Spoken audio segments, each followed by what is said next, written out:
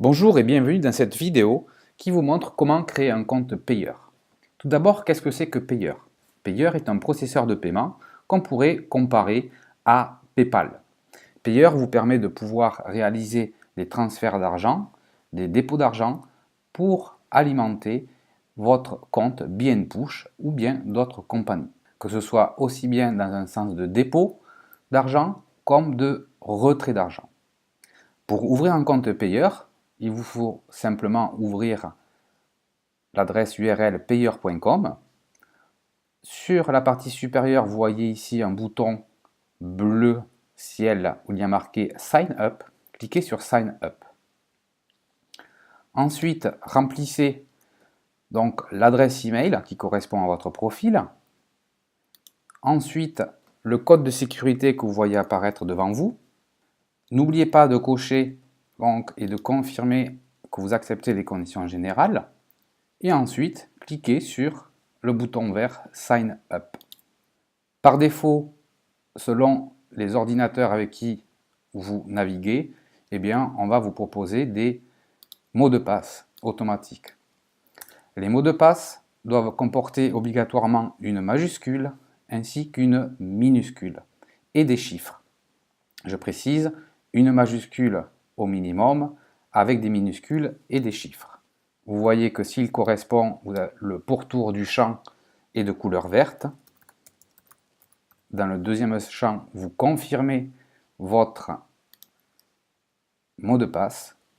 Dans le troisième champ, Secret Word, c'est un mot secret. Alors vous pouvez laisser par défaut celui qui vous est proposé ou bien choisir un mot secret de votre choix. Dans le dernier champ, il est indiqué votre numéro de compte payeur, comme votre numéro de compte en banque, qui sera propre à vous-même.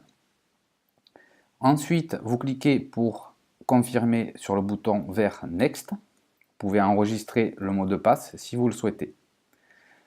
Lorsque vous rentrez pour la première fois sur votre back-office ou bien sur votre espace personnel, vous voyez apparaître ce bandeau jaune qui sera donc masqué pour des raisons de confidentialité, où vous pouvez à nouveau voir apparaître votre numéro de compte, ici présent donc en surlignage, votre mot de passe, le mot secret et le master key.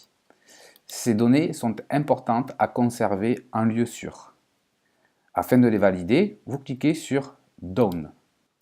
Ensuite, la prochaine étape est de vérifier votre profil.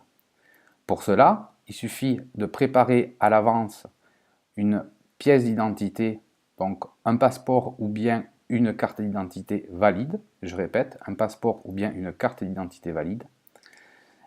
Et procéder donc comme suit. Vous allez cliquer sur le petit engrenage sur la partie supérieure droite de votre écran pour voir apparaître donc profil, information personnelle. Vous allez inscrire votre prénom. Ensuite, dans le champ de droite Last Name, votre nom de famille. Sur le champ Middle Name qui correspond au patronyme, eh bien, vous inscrivez votre patronyme si nécessaire. Et ensuite, inscrire le numéro de téléphone.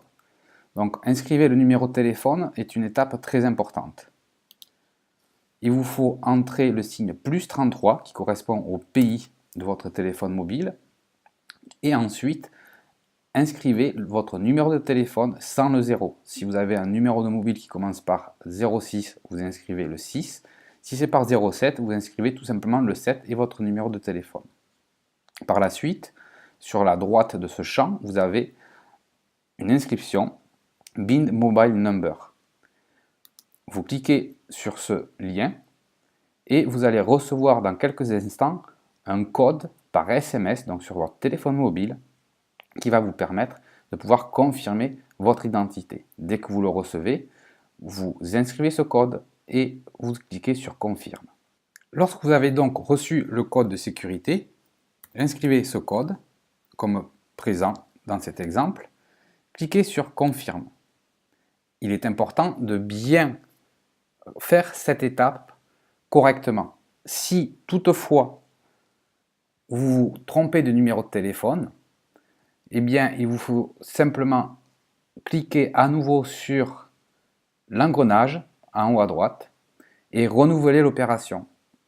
Important de bien inscrire donc plus 33 et votre numéro de téléphone. Lorsque votre profil est vérifié, vous verrez apparaître un bandeau bleu que je mets ici en surbrillance, comme quoi vos profils sont modifiés. La prochaine étape consiste à renseigner vos coordonnées d'identité, soit votre passeport, soit votre carte d'identité. Choisissez le pays qui a délivré donc votre pièce d'identité. Ensuite, choisissez la date d'anniversaire, votre date de naissance plus exactement. Et ensuite, dans le champ Number, inscrivez le numéro de passeport ou bien le numéro de votre pièce d'identité, votre carte d'identité nationale. Cliquez ensuite sur le bouton Confirme et encore une fois, vous allez voir apparaître sur le bandeau supérieur en bleu ciel que vos paramètres donc, ont été sauvegardés avec succès. La prochaine étape donc, est la vérification par le biais d'une photo de votre identité de façon définitive. Vous pouvez réaliser cela donc, comme suivra dans la prochaine vidéo. Je vous remercie, à très bientôt.